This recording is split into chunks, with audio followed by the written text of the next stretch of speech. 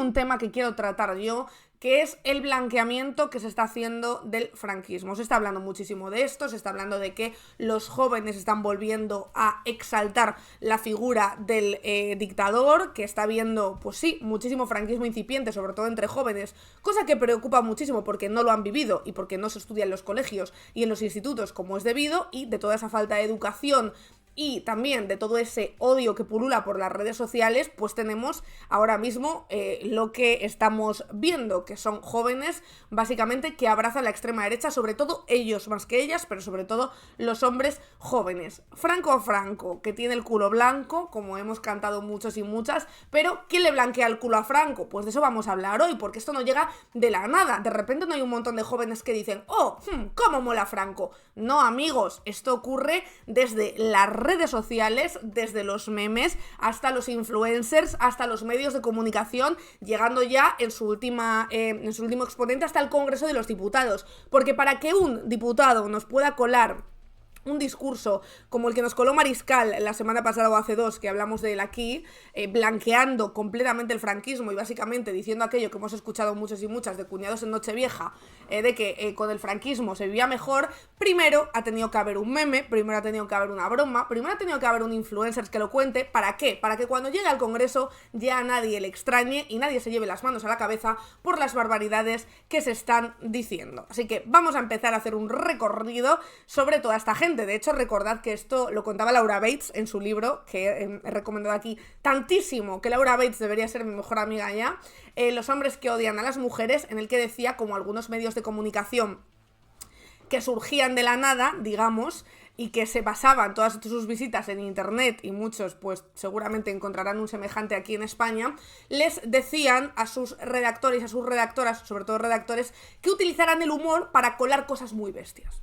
Es decir, que si querían hablar de la violencia hacia las mujeres, si querían hablar de la violencia, por ejemplo, hacia personas migrantes, etcétera, utilizaran una broma, y entonces así no se les pudiera nunca culpar de un crimen de odio, de un delito de odio, porque les amparaba la libertad de expresión de que todo era comedia. Pues esto es lo que estamos viendo ahora, ni más ni menos. Por ejemplo, he traído yo aquí algunos casos. El más reciente y del que más está hablando la gente es Frank de la Jungla, que bueno, ya llevamos aquí tiempo contando cómo se ha echado un poco al monte. El primero, como os decía, que os había traído por aquí, es este meme creado con inteligencia artificial de Frank Cuesta, también conocido como Frank de la Jungla, una persona que, conocida en España por presentar programas de televisión, pero luego conocida en las redes sociales por decir todo tipo de barbaridades sobre, por ejemplo, la gente del colectivo LGTBIQ, etcétera, etcétera, etcétera, que ya conocemos aquí y ya creo que comentamos el vídeo en su momento.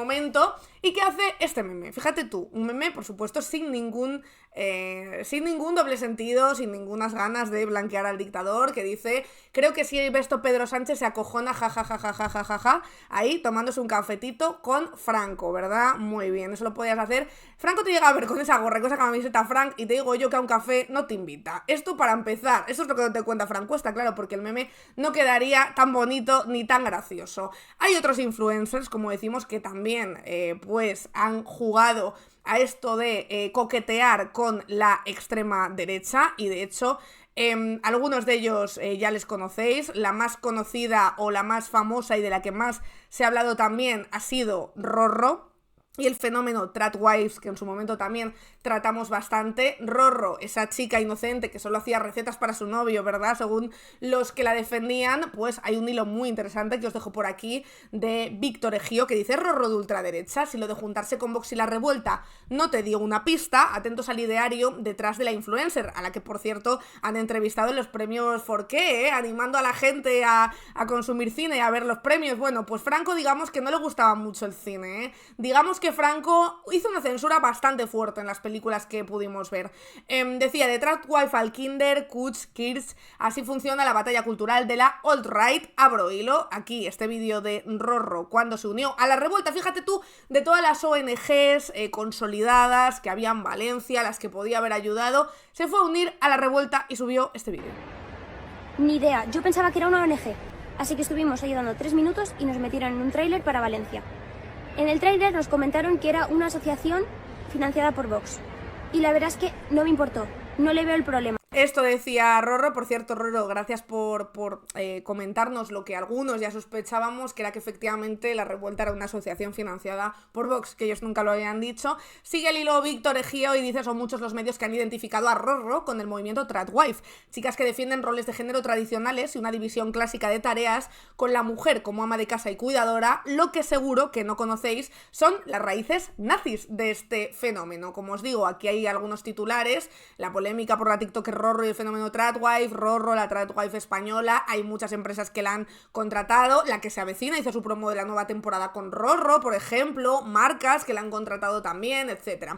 Efectivamente, dice Víctor, en los años 30 y 40 los nacionalistas promovieron un ideal femenino basado en la triple K: Kinder, Kusch, Kirsch, niños, cocina, iglesia. Esta política, coronada por el premio Cruz de Honor de la madre alemana, tuvo en Hitler a su mayor impulsor. Aquí veis algunas de esas campañas que se hacían. Un tipo obsesionado con la sumisión de la mujer y de las masas que prefieren someterse al fuerte y se sienten interiormente más satisfechas con una doctrina intransigente que no admita dudas, que con una libertad que de poco sirve, según el Mein Kampf. Y esta es la clave. Pablo quiere, a Pablo le apetece. El problema con lo que hace Ro no es que le guste cocinar, la cocina es solo la excusa. Lo importante es el mensaje encriptado en favor de la sumisión, la ausencia de voluntad propia. Hoy a Pablo le apetece es la consigna, dice Víctor, para un brutal retroceso cultural, el lema para tirar por la borda los avances de los últimos 40 años en igualdad. Sí, 40 años, porque por lo que sea con Franco, y luego lo veremos, no hubo muchos avances para las mujeres. Esto no es amor, este contenido no es fruto de la improvisación, dice Víctor, es el corazón ideológico de la batalla cultural, y como toda ideología tiene unos ideólogos detrás y también a un partido político. En otro hilo decía: os cuento quién está detrás de todo esto. Y sí, efectivamente, Rorro también blanquea a Vox, como vimos en ese vídeo en el que ella confirmaba que había ayudado a la revuelta y que después de saber que era de Vox no le había importado. Pero ¿cómo sigue calando todo esto? Pues sigue calando también con actos que, pese a tener leyes de memoria democrática, no tienen ninguna consecuencia. Sabéis que en España actualmente existe una ley en la que en teoría se imponen multas por exaltar al franquismo y se prohíbe cualquier exaltación al dictador. Un dictador que, como digo, nos hizo retroceder muchísimo, nos hizo quedarnos a la cola en muchísimas cosas y aún nos estamos recuperando, porque en este país fueron muchos los años de dictadura y efectivamente todavía nos está costando recuperarnos de esa época. Por ejemplo, España 2000 subía este vídeo: 20N, militantes de España 2000 y de la Asociación Hijos de España asistiendo a la misa que ha tenido lugar en la parroquia San Pascual Bailón de Valencia en memoria de Francisco Franco y de José Antonio Primo de Rivera. Estas imágenes, como veis, la suben sin ningún tipo de consecuencia, de momento, sin que la justicia actúe en el momento. Es verdad que hemos conocido algunas multas a posteriori, pero siempre son muy tardías y nunca compensan el daño que se hace. Revuelta, porfa, no la revuelta, que parece otra cosa. Yo cuando la revuelta puso su nombre lo dije, digo, no sé si es ironía o si es una mala elección, la verdad. Aparte de esto, de la apología sin consecuencias que hemos visto y hemos repasado aquí, de hecho, muchas veces, muchísimos actos de apología al franquismo sin consecuencias, ¿qué ocurre cuando todo esto concurre, verdad? Cuando hay un meme, cuando hay una influencer de éxito a la que no le importa el franquismo y que de hecho defiende ideales que vienen del nazismo. ¿Qué pasa cuando se celebran actos de exaltación al franquismo que se suben a redes y que no ocurre nada? Pues ocurre que luego llega al Congreso pues un tipo de discursos como el que vimos de Mariscal hace 2 semanas, que, por si no os acordáis, dijo esta barbaridad en sede parlamentaria que, insisto, no hubiera sido posible si no hubiera existido todo lo anterior. Y gracias a las redes sociales muchos jóvenes están descubriendo que la etapa posterior a la guerra civil no fue una etapa oscura, como nos vende este gobierno, sino una etapa de reconstrucción, de progreso y de reconciliación para lograr la unidad nacional. Quieren ustedes a Radio Televisión Española en un intento a la desesperada de ocultar estas verdades. Pero hay otra razón por la que el Gobierno quiere controlar Radio Televisión Española. El propio José Pablo López lo Fue desveló. una época, decía Mariscal, como decíamos, de progreso y de unidad nacional. En otros programas de televisión, por supuesto, también se hace apología al fascismo. Hubo aquí mucha gente que de repente descubrió la ideología detrás del programa de Iker Jiménez y de todos sus colaboradores, porque es que no hay uno de izquierdas ahí, es una cosa acojonante, durante la Dana. Y me decía mucha gente, ¿pero qué te ha dado ahora por Iker? Digo, no, ahora no, perdona, que es un programa en el que nosotros en Hora 20 y pico subimos insertos como "me van a matar, pero viva Franco", vimos a un señor diciendo que los palestinos no eran personas, eran basura humana, es decir, un discurso puramente supremacista y puramente nazista contra otras razas y otras religiones. El programa de Iker Jiménez lleva mucho tiempo haciendo muchísimo daño. Aquí, por ejemplo, hace poco Guillermo Guijarro puso otro ejemplo de esa ideología que hay detrás de este programa. Horizonte también se ha blanqueado muchísimo el franquismo, y esto no viene de la Dana, no viene de que Iker se derechizara después del desastre en Valencia, no, viene de mucho antes, como vemos en este vídeo que os decía de Guillermo Guijarro. Doctor Cabrera, buenas noches. Buenas noches, Iker y Carmen y compañía. Tú eres un poco el psiquiatra global de Horizonte. Bueno, tampoco es y para no sé tanto. qué jugada psiquiátrica hay aquí o no. Bueno, ¿Cómo está el panorama? Iker, una cosa rápida. España es un país muy grande, maravilloso. De hecho, hace muchos años España era una grande y libre, y ahora son 100 pequeñas y cabreadas. Vaya por Dios, ¿eh? ¿Cómo te la has metido ahí sin darte cuenta? Era una grande y libre, ¿eh? Y ahora son pequeñas y están divididas, decían en Horizonte. Fíjate, ¿eh? Así, sin comerlo ni beberlo. Aparte de eso, como os digo, hay otro vídeo que se ha hecho bastante viral, que se está hablando mucho del franquismo desde la posición de las mujeres, a las que no se permitía hacer básicamente nada, y habréis visto un vídeo de una chica que no voy a poner en un colegio llevando de la contraria a su profesora y diciendo algo así como, pues es que si las mujeres no pueden físicamente ser igual que los hombres, pues no deberían hacer ese trabajo. Como si el trabajo de policía, por ejemplo, fuera simplemente físico para empezar, o como si no hubiera mujeres que incluso pueden sacar o pueden ser físicamente mejores que los hombres en muchos ámbitos, porque aquí hablas de una serie de pruebas, pero luego hay muchas persecuciones, por ejemplo, en el día a día, hay mucho trabajo de oficina, hay muchas cosas que seguramente pues puede hacer mucho mejor hombres que mujeres o mujeres que hombres, indistintamente, y que no dependa de su sexo, ¿no? Pero ellas, como os digo, estaban ahí siempre defendiendo eso, que por otra parte es una cosa de raíces también muy supremacistas, porque si nos ponemos así, entonces los que miden más, o sea, que solo vayan como los que miden más, sean más fuertes y saquen las mejores notas, y entonces que no se mire absolutamente nada más, que lo físico, y que solo tengamos un ejército de personas gigantes, y solo puedan entrar personas que están como de yados para arriba, sino que no puedan entrar, ¿no? Decís por aquí también, a ver qué os leo. No, he dicho Guillermo Guijarro, creo, ¿no? Sí, creo que he dicho Guillermo Guijarro. Decís por aquí, hay una técnica para sacar a una persona de un incendio con una correa y la usan tanto hombres como mujeres, por ejemplo. Sí, pero bueno, lo reducen todo a una única cualidad, ¿no? Que es la que les interesa, pero realmente, evidentemente, hay muchas más cualidades que debería tener una persona para cualquier trabajo, ya no simplemente para policía, pero como esa no les interesa resaltarla, porque a lo mejor hay más mujeres que hombres, pues no la resaltan. Amiga, date cuenta que si los hombres solo te hablan de eso, es para que haya mujeres que no opten a los mismos puestos que los hombres, que es lo que ocurrió durante muchísimo tiempo. Decís por aquí, mientras ahora la persona le está haciendo las pruebas para bombera, y ya te digo yo que puede más que muchos tíos, desde luego, no me cabe la menor duda. Decís también por aquí, no hay programa más fácil de la televisión. Bueno, ojo Masterchef también con eso, ojo Masterchef con eso, que la escuela que no veas.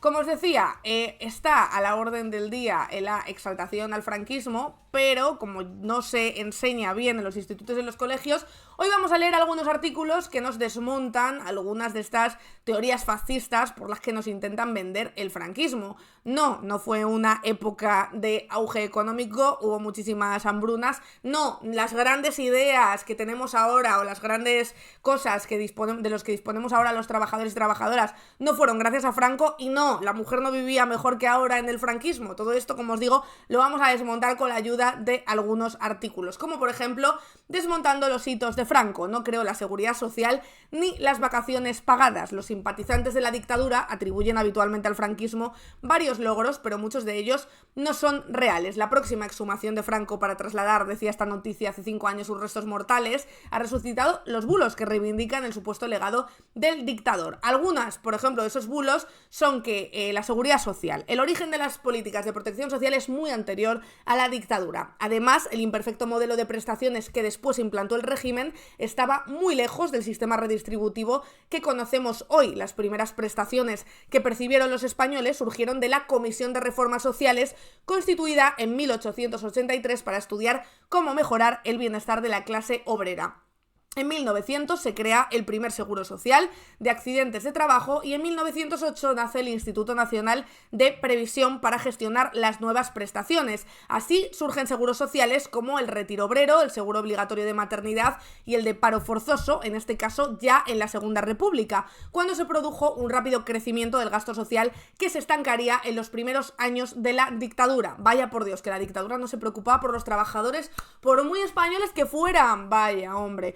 El régimen franquista amplió el catálogo con seguros de enfermedad y de vejez e invalidez, y ante las discriminaciones y desequilibrios financieros que provocaron las nuevas mutualidades laborales por sectores, intentó integrar los diferentes mecanismos de protección a través de una ley de bases de la seguridad social que fue aprobada en el 63 y que dio nombre al sistema actual, pero como vemos, solo el nombre. Este modelo era desequilibrado y tenía duplicidades, mantuvo las cotizaciones alejadas de los salarios reales de trabajadores y estuvo infradotado. Así el gasto social se mantuvo prácticamente estancado entre 1945 y 1965. Mira tú qué casualidad. El franquismo tampoco estableció impuestos progresivos, ni transferencias a la seguridad social, ni servicios sociales universales, como ocurría en las democracias europeas. Como resultado, España se distanció de todos estos países y en 1966 solo Portugal, que también era una dictadura, tenía unos niveles de gasto social tan bajos. A partir del 67 el gasto social empezó a crecer más rápido y se recortaron distancias con el resto de Europa, pero no sería hasta la llegada de la democracia cuando nacería el moderno sistema de la seguridad social. Este sí, alumbrado a raíz de los pactos de la Moncloa del 78, que racionalizó el modelo e implicó a los agentes sociales, es decir, cuando Franco ya estaba muerto. La universalización del modelo se completó con la Ley General de Sanidad del 86, que extendió la cobertura sanitaria a todos los españoles, aunque no cotizaran en la seguridad social, porque su financiación ya no dependía de las cuotas de trabajadores y empresas, sino directamente de los presupuestos generales del Estado. Otra cosa que se decía, con Franco no había paro. Es falso que el desempleo en España fuera inapreciable durante el franquismo. Los datos de la época presentan un paro ínfimo de apenas el 2,1% en el 64 según la primera encuesta de población activa. ¿Por qué? Porque básicamente estos datos no existían, porque no reflejaban la realidad, no tenían en cuenta la participación real de la mujer, por ejemplo, en la población activa, ni el subempleo agrario, ni el éxodo de parados a otros países europeos. Para empezar, las 2 décadas de autarquía, entre el 39 y el 59, estuvieron marcadas por un importante drenaje de población activa como consecuencia de las muertes y asesinatos durante la guerra civil y la posguerra, y a ello se sumó la imposibilidad legal de que una mujer se registrara como desempleada, salvo que demostrase ser cabeza de familia, según destaca la historiadora Lina Gálvez, catedrática de Historia e Instituciones Económicas y autora del artículo Con Franco no había paro. Gálvez, actualmente eurodiputada socialista, recuerda el trabajo sumergido de muchísimas mujeres y que realizaban en casa con sueldos de miseria, algunas desde niñas, sin cotizar y sin derecho a pensión, fuera de toda estadística. En la etapa del desarrollismo, a partir del 60, la incesante emigración, la subestimación del trabajo y el desempleo femenino y el subempleo agrario explican por qué los datos oficiales de paro son tan bajos, con tasas anuales inferiores al 2%, como decimos, entre el 65 y el 71. La inmigración, además, sirvió como válvula de escape frente al paro, cuando la mecanización de las labores agrícolas expulsó del campo a muchos trabajadores. Entre el 60 y el 67 emigraron a otros países europeos 1,9 millones de españoles, casi 2 millones de españoles, la mitad de ellos trabajadores de temporada, mientras que 1,2 millones lo hicieron entre el 68 y el 72. Además, como decimos, tampoco figuraban como parados 2 millones de sus subempleados agrícolas que en muchos casos solo tenían trabajo unos días al año. También se dice que Franco inventó las vacaciones pagadas, pero tampoco es verdad, llegaron antes. Ya en la España de 1918, una ley otorgaba 15 días al año de ausencia laboral a empleados públicos, maestros y militares. Y en el 19, otra norma concedía un mes de permiso remunerado a oficiales de la Marina Mercante. El concepto de vacaciones pagadas se aplicó por vez primera a todos los asalariados con la Segunda República. Vaya por Dios. Así, la ley del contrato de trabajo del 31 establecía en su artículo 56 que el trabajador tendrá derecho a un permiso ininterrumpido de 7 días, cuya fecha de inicio debía determinar el patrono de acuerdo con el obrero. Tras la Guerra Civil tuvieron que pasar 5 años hasta que Franco volviera a regular este derecho, y lo hizo con un decreto de enero del 44 en el que reafirmaba la concesión de un permiso anual retribuido al menos de 7 días laborales ininterrumpidos, es decir, lo mismo que ya había antes de que él estuviera. Fue después de la muerte de Franco, otra vez, cuando se amplió a 21 días la duración mínima de las vacaciones con la Ley de Relaciones Laborales del 76 y a 23 días con el Estatuto de los Trabajadores del 80. Hay más bulos, como os digo, como por ejemplo el de que metió a España en la ONU, y fue más bien al contrario. Precisamente por estar sometida al régimen de Franco, España tardó 10 años más que Francia y que Reino Unido en formar parte de las Naciones Unidas. Y por todo esto, como os digo, nos quedamos también muy a la cola en cuanto a distancia con otros países homólogos europeos. Aparte de esto, tampoco se habla de la hambruna española borrada por Franco, que no aparece ni siquiera en los libros de historia. Cuenta en este artículo del diario.es que lo que ocurrió en los años 40 no fue solo un periodo de escasez o necesidad, sino una auténtica hambruna, con graves efectos, a pesar de que el franquismo intentó ocultarlo y fomentó un discurso autoexculpatorio. Lo contaba Marta Borraz en un artículo del año pasado, poco después del comienzo de la Guerra Civil. El 1 de octubre del 36, Franco salió al balcón de la sede de la Capitanía General de Burgos y se dirigió a una multitud tras ser nombrado jefe de Estado, un cargo que ostentaría durante 40 años. Tendremos vivo, decía, el empeño en que no haya un hogar sin lumbre, en el que no haya un español sin pan. Fíjate qué bonito y qué poco irreal. La promesa, dicen aquí, que se convirtió en un lema propagandístico que permanecería durante toda la dictadura, estuvo muy lejos de cumplirse. España pasó hambre, mucha hambre, durante una muy buena parte del franquismo. La década de los 40 no fue solo un periodo de escasez o necesidad, como habitualmente ha sido descrita. Las limitaciones durante la guerra fueron una realidad, pero después llegaron los llamados años del hambre, en los que la miseria y las dificultades para alimentarse se extendieron entre miles de españoles. Y ni siquiera esta descripción retrata fielmente la realidad, porque en los peores años del hambre, lo que ocurrió en España fue una hambruna en toda regla, equiparable a otras europeas del periodo de entreguerras del siglo XX, pero con una diferencia: la española fue silenciada y borrada de la historia. Así lo afirma con rotundidad el historiador y profesor de la Universidad de Granada, Miguel Ángel del Arco, que ha publicado sus hallazgos en varias investigaciones. Para que haya una hambruna, decía, se tienen que dar una serie de características que se cumplen a la perfección. La nuestra encaja como un guante. Hubo una gravísima carencia de alimentos y un exceso de mortalidad por inanición o por enfermedades relacionadas con la desnutrición, algunas en parte erradicadas o con muy baja incidencia, como el tifus, la tuberculosis o la difteria, crecieron de forma espectacular, asegura el experto coordinador del libro Los años del hambre, historia y memoria de la posguerra franquista. Además, como os digo, en esta noticia del diario.es hablan también de cómo se silenció. Se considera que los años del hambre duraron hasta 1952, cuando el sistema de racionamiento impuesto por la dictadura llegó a su fin, pero la hambruna española se extendió entre el 39 y el 42, además del año 46. Ocurrió en toda la geografía, pero fundamentalmente en el sur del país, según esgrime el historiador, que apunta las cifras disponibles sobre muertes asociadas al periodo. Historiadores como Stanley Payne han calculado que durante la hambruna hubo al menos 200.000 muertos por causas relacionadas con el hambre, mientras que otros llegan a hablar de 600.000 fallecidos. Hubo desabastecimiento, desnutrición, precios desorbitados, racionamiento, largas colas, muertes. La imagen descrita por la diplomacia británica en nuestro país refleja una sociedad arrasada por la falta de alimentos y al borde del colapso, algo que los informes de la embajada recopilados por el historiador no dejaron de reiterar. En noviembre del 39, el comandante de la Royal Navy, Alan Catalán aseguraba que la falta de comida estaba colocando a la gente en un estado cercano a la desesperación y que hasta un cuarto de la población de España estaba prácticamente muriéndose de hambre. Las propias autoridades franquistas llegaron a reconocerlo en comunicaciones internas. En enero del 40, el jefe local de Falange de Rioja, Almería, reconocía que la población llevaba más de 4 meses sin aceite, pan o patatas y aseguraba que el hambre y la miseria están extendidos a todos los vecinos. Hay cientos de niños, hombres y ancianos paseando su miseria e implorando una limosna.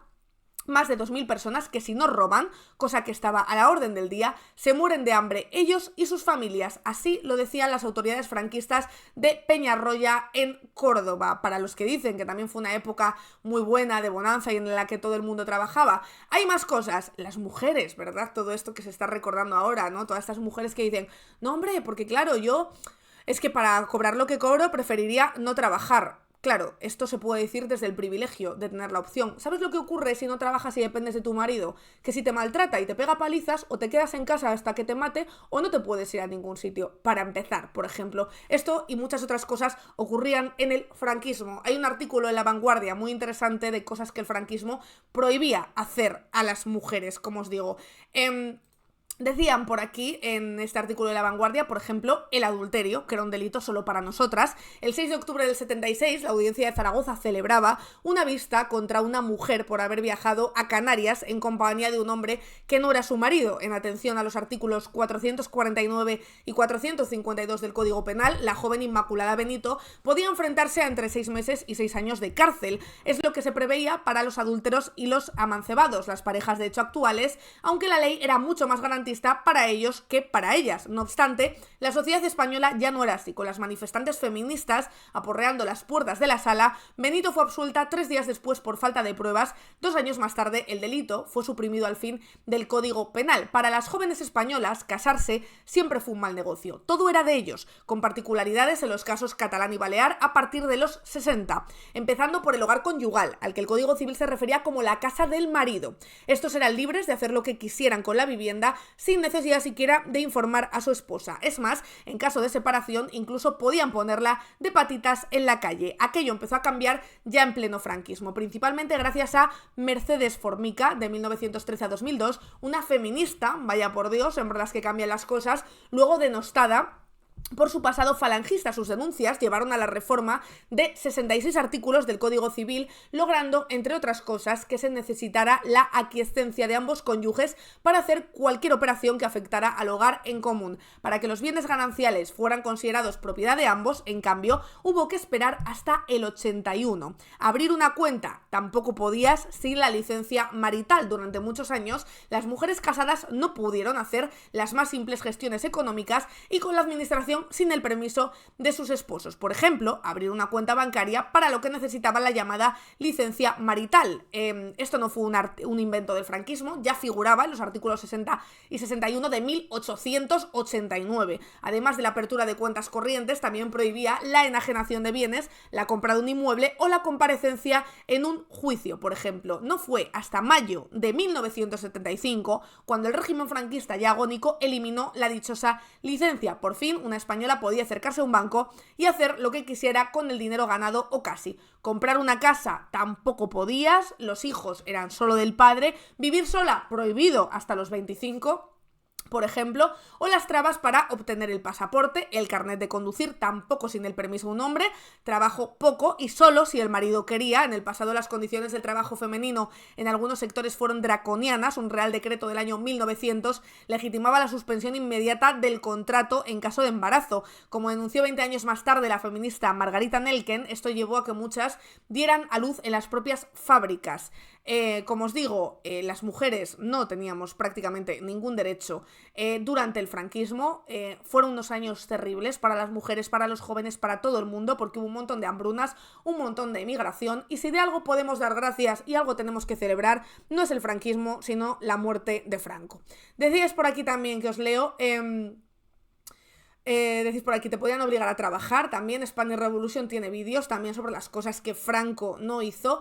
Hay información que está ocurriendo, que evidentemente los que más están invirtiendo en que llegue otro tipo de información y, vamos a decirlo, la parrilla informativa de la televisión actualmente es más defensora de Franco que ir en contra Franco, ¿no? Decís por aquí también, que os leo, decís: mi abuelo necesitó un permiso de su marido para trabajar pese a ser funcionaria y tener su plaza antes de casarse. Claro, y muchas dicen: bueno, pero no pasa nada porque mi novio me lo daría. Bueno, perdóname, pero si por ejemplo tu novio es un machista redomado o un maltratador, te lo tenías que comer hasta que te matara o ir a otro lado sin absolutamente nada. A ver qué os leo por aquí.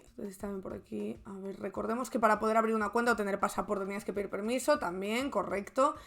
Franco, decís, era un dictador fascista como su amigo Hitler, efectivamente, exactamente igual. Decís por aquí: mi madre no pudo comprarse a plazos una máquina de coser porque mi padre no le dio ni el permiso, dijo que no le hacía falta, y esto era el año 74. Claro, ¿qué pasa? Que frente a una sociedad, no una sociedad, a un modelo, que es el modelo capitalista, que está en declive, y es lo que yo defiendo desde aquí, hay mucha gente, muchas mujeres, a las que les cuelan este discurso fácil de: joder, pues es que para eso estábamos mejor sin trabajar, cuando lo que no saben era que el problema no era solo no trabajar, es que si no trabajabas, luego no tenías nada porque el dinero no era tuyo, era solo de tu marido. Si el señor decidía irse con otro, bueno, ese dinero no lo podías tocar, no tenías ninguna manera de subsistir a no ser que tu marido te diera permiso, y por supuesto, como decíamos, en los casos de violencia machista, que evidentemente antes era mucho por la educación patriarcal y porque también no hacían nada para combatirlo o para educar en otro sentido, pues te lo tenías que comer, amiga mía. Así que no, ya te digo yo que no te gustaría volver ahí.